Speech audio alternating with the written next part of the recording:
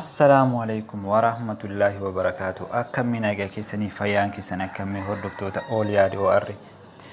Hadda barumsa ajaa'ibaa qabadhisni yaadde jira. Aappii baay'ee tokko bareedaa na jaalattan jedheetini yaada.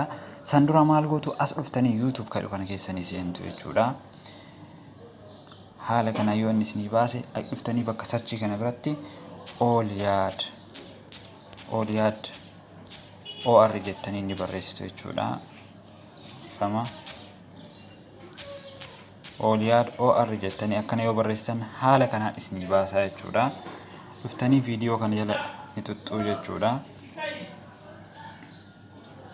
Haala kana yoo isinii baase maal gootu dhuftanii as bira tuttuu jechuudha. Subscribe bakka dhukana ni tuttuu. Achiin booda mallattoo tana tuttanii jechuudha. Notification isaan ni tuttuu. Achi all bakka tana ni tuttuu jechuudha gubbaarra.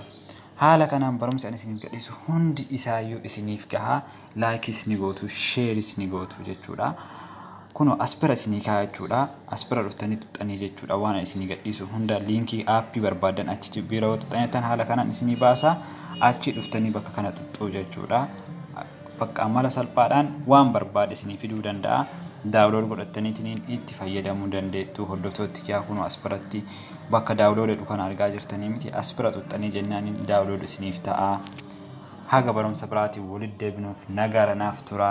Subscribe, share, like gochuu hin dagatinaa. Oromoodhaan qaqqaalii isiniin jira.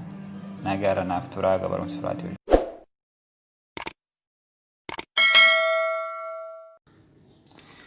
Barumsi keenya kan guyyaa har'aa baay'ee tokko jaalattu jedhanii yaada.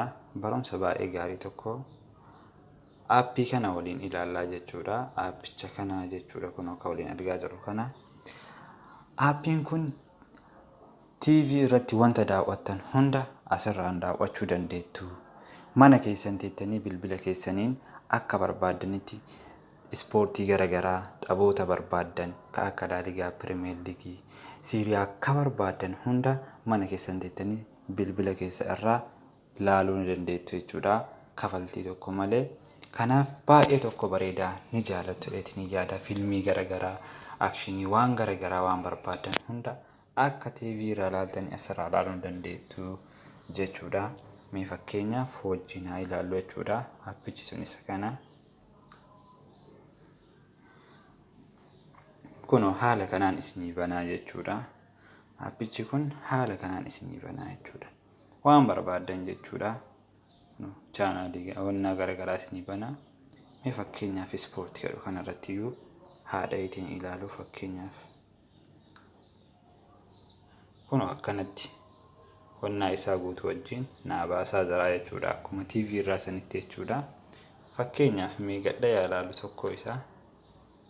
2-1 خسر مع شركة 3-0 وتعادل مع بادنبورن ولم يسجل في كل هذه المباريات لدى اللجنة. وفي دوبا ديبتني جيتشودا وان كبرار ديفتو بربادن وان براسين برباتشو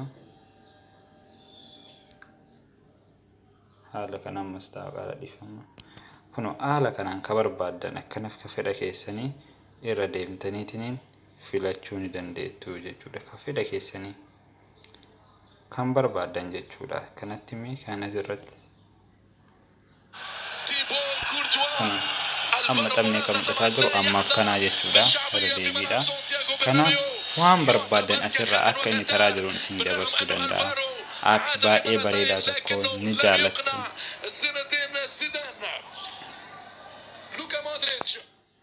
Aappiin kun aappii baay'ee bareedaa tokko ni jaalattu jedhanii yaada. Akka jaalattan abdii qaba. Haga barumsa biraatii walitti deebinuuf nagaara naaf tura. Hin badinaa hordoftiyaa. Share, subscribe gochuu hin dagatinaa isiniin jedha.